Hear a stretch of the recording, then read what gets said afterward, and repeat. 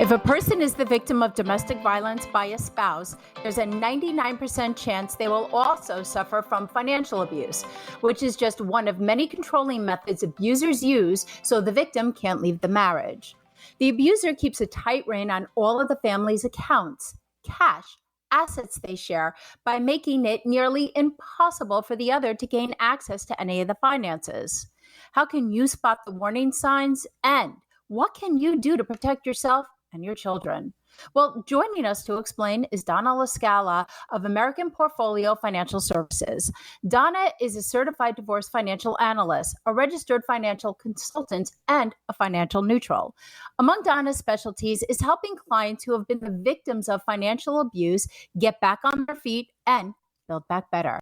Donna, welcome. Thank you, Ilyssa, for having me. And thank you for being here. So what are the 7 signs of financial abuse?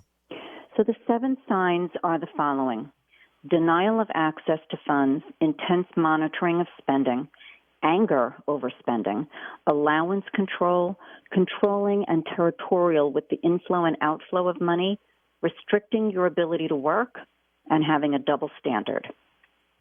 I want to go back to this list, and I would love for you to give our listeners an example of what each one looks like so they know how to find out and spot if they are, in fact, the victim of financial abuse. 1, denial of access. Denial of access. You have a joint account with your spouse, but your spouse says to you, "Don't you dare touch that money." Denial of access. You can't access the joint account. 2, intense monitoring of spending. Intense monitoring of spending, simply you go out and spend some money on the household, on your children, and you are required to send your spouse a receipt and give a full accounting of everything that you've spent. It's not just, oh, you spent this, that's great. You spent that, perfect. Intense monitoring, item by item. 3, anger over spending. A blowout every time you make a purchase without getting permission from your spouse. Intense anger. Oh, I can't get used to that word permission. That's a lot for me to have to digest. I know. 4, allowance control. When you as the spouse are being treated like you're a child and given an allowance for the week. Here's $100. That's all you get to spend for the week. You get an allowance. 5, controlling territory and being very territorial with both the inflow and the outflow of money. Okay, so this happens a lot with people where maybe one spouse is the primary breadwinner and the other spouse is either not working outside the home or only working a part-time job. All the money goes into an account, and that's my money. That's my money. I'm not giving you any of it, but I'll give you a little bit at a time. So controlling the inflow, it's all coming into my account in my name, and I'm controlling how it comes back out to you and to the family. 6, restricting one's ability to work. So a lot of times it starts off that the couple might decide once they have children that the mom, let's say, will stay home and be an at-home mom. But then she gets to the point where she says, you know what, I can work a part-time job. The kids are getting a little older. They're in school, several hours a day. I'd like to go out and work. And the husband says, absolutely not. You're staying home. It's taking away the ability to make a decision for oneself. 7, the double standard. So this is very interesting because a lot of times you'll find that the decisions are not being made by both spouses. So one spouse will go and make a purchase. The other one gets the, total anger over the expense, but then goes out and makes a huge purchase themselves without talking to their spouse about it. So it's like, what's good for me is good for me. What's good for you is not good for me. So it's a double standard. I can spend any way that I want. You, on the other hand, not so much. Wow. So what if a person comes to you and realizes that their situation matches more than 3 things that you just mentioned on this list of 7 red flags?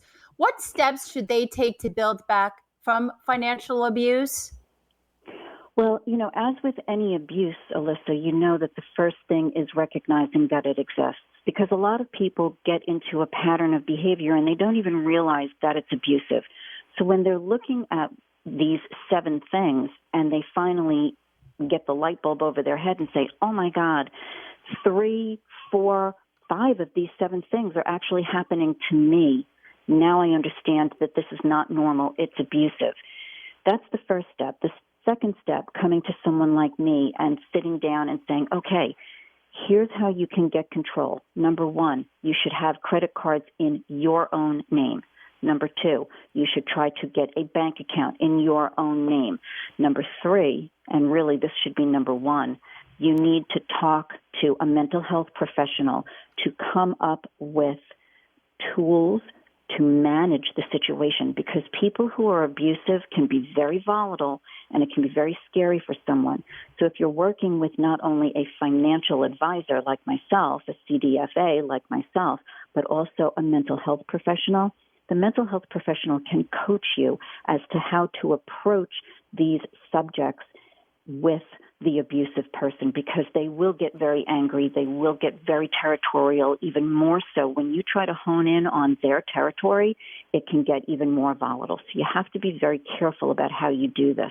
But one of the first things I tell people when I talk to them is you need to establish your own credit. That is an extremely important thing. So then you can get a credit card, you can have a bank account, you can become an individual that has a financial history, and that's very, very important. I also try to tell people, look, if you've ever got money coming in from another source, like a family member, make sure it goes into your own name. You need to establish money in your own name. That's extremely important. This is a very complicated situation. It's usually not, as you said at the top of the segment, not the only form of abuse. And that's really where the problems lie. And that's why I said really number 1 should be to also talk to a mental health professional, because it can be a very scary topic to bring up. Finances, money, that can be really scary for people. And for those who've been alienated from learning about this and being a part of what the family has, how do you help take some of that fear out? And what can people do to know it's going to be okay? Well, one of the things that I hope to achieve when I'm working with someone is showing them that, number 1, they're not alone. They don't need to be scared of the finances. It's a gradual process, putting together a budget, learning how to balance a checkbook. And there are so many online tools that can be very helpful. So it's a one step at a time, and sometimes it's baby steps. But like I said before, just acknowledging that the problem exists is a huge part of the process to healing and to getting beyond this abuse. And it is a gradual process. Well, one thing I know we do want to do is share your contact information so people can continue this conversation. Donna, how does one find you? They can find me at 516-234-7522. That is my phone number.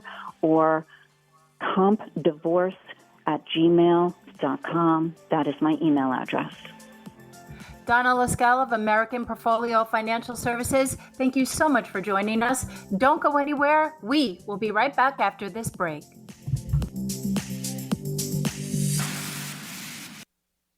At Comprehensive Divorce Solutions, Donna LaScala provides the tools for people to deal with assets, debts, equitable distribution, and retirement in divorce negotiations. We hold your hand during and after the divorce process, providing a roadmap of what happens next and into the future. Divorce is difficult whether you're initiating it or not. It's fraught with emotion. When you deal with emotions, you are not dealing with logic, making it more difficult to decide what to do with your money. Hiring a professional to assist you in walking down the money path is crucial to avoiding potentially costly mistakes. Donna's goal is to make sure that each individual knows how they are going to be able to survive and thrive during and after divorce. As a CDFA-trained mediator and collaborative financial neutral, Donna helps people get unstuck and move forward towards their post-divorce future. Call Donna LaScala at 516-218-6919, 516-218-6919.